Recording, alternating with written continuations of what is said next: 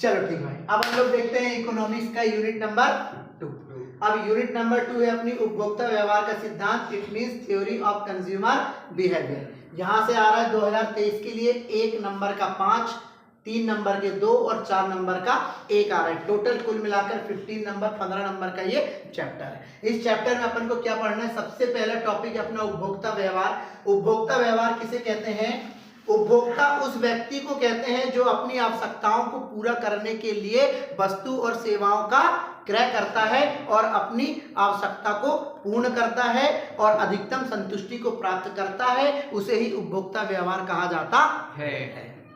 उपभोक्ता व्यवहार, उपभोक्ता उस व्यक्ति को कहते हैं जो अपनी आवश्यकताओं को पूरा करने के लिए वस्तुओं और सेवाओं का क्रय करता है और अधिकतम संतुष्टि को प्राप्त करता है। उसके द्वारा की जाने वाली ये जो क्रिया होती है उसे उपभोक्ता व्यवहार कहा जाता है।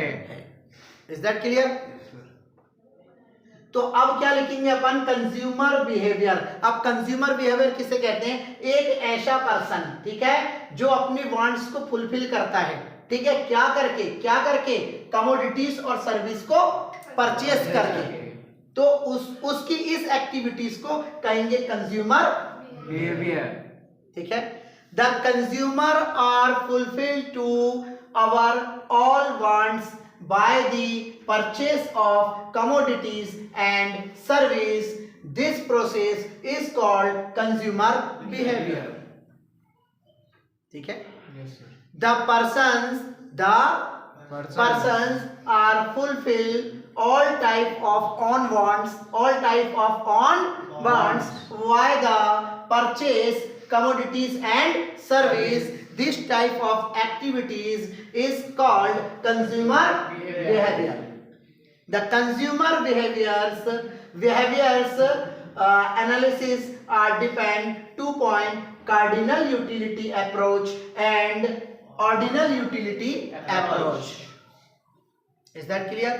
उपभोक्ता व्यवहार जो है वह गणनावाचक उपयोगिता दृष्टिकोण पर आधारित है और क्रमवाचक उपयोगिता दृष्टिकोण पर आधारित है।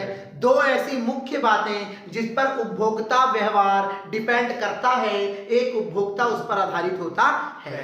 एक तो गणनावाचक उपयोगिता दृष्टिकोण और एक क्रमवाचक उपयोगिता दृष्टिकोण। अर्थात consumer behaviour depend into 2 component, firstly the cardinal utility approach and the ordinal utility approach. अगर आपको इतना आ जाए लिखने को कि भाई उपभोक्ता किन 2 तत्वों पर आधारित है तो आप उनका ये नाम लिखेंगे।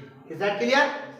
अच्छा, अब चलते हैं गणनावाचक उपयोगिता दृष्टिकोण, कार्डिनल यूटिलिटी अप्रोच। इसके अंतर्गत हमको सबसे पहला पढ़ना है यूटिलिटी। Is that clear? फिर हम पढ़ेंगे यूटिलिटी की कैरेक्टरिस्टिक्स, अर्थात उसकी विशेषता। उसकी क्या पढ़ेंगे? विशेषता, ठीक है, कि भाई इसकी विशेषता क्या है या इसके लक्षण क्या है, अर्थात इट मींस फीचर्स। क्या पढ़ेंगे? फीचर्स। और उसकी मीनिंग तो पढ़ना ही है। मीनिंग बोले तो आशय, इसकी मीनिंग हमें पढ़ना ही है। Is that clear? तो यहाँ पर उपयोगिता और यूटिलिटी क्या होती है उसको अपन अभी पढ़ेंगे। फिर अगला जो देखते हैं अपन, यूटिलिटी जो होती है आपकी उपयोगिता, वो कितने प्रकार की होती है? उपयोगिता 3 प्रकार की होती है। पहला सीमांत उपयोगिता, दूसरा कुल उपयोगिता और तीसरा औसत उपयोगिता।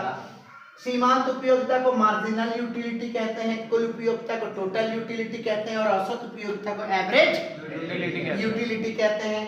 फिर इनके बीच में हम बताएंगे डिफरेंस। क्या बताएंगे इनके बीच में? डिफरेंस। इन दोनों के बीच में हम करेंगे डिफरेंस। इन दोनों के बीच में क्या करेंगे? डिफरेंस, अंतर पढ़ेंगे यहाँ पर। Is that clear?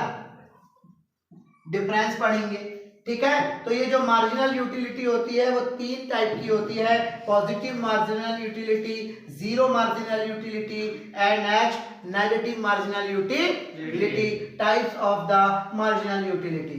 तो मार्जिनल यूटिलिटी जो होती है वह 3 प्रकार की होती है: धनात्मक सीमांत उपयोगिता, शून्यात्मक सीमांत उपयोगिता और ऋणात्मक सीमांत उपयोगिता। तो ये 3 प्रकार की होती है। इनका एक्सप्लेनेशन बिल्कुल नहीं देना है। क्यों? क्योंकि आपको इनके नाम बस लिखना है। क्वेश्चन ऐसा आएगा सीमांत उपयोगिता क्या है, वो कितने प्रकार की होती है, तो इसकी मीनिंग बता के इनके नाम बस लिखना है आपको, नो डीलिंग।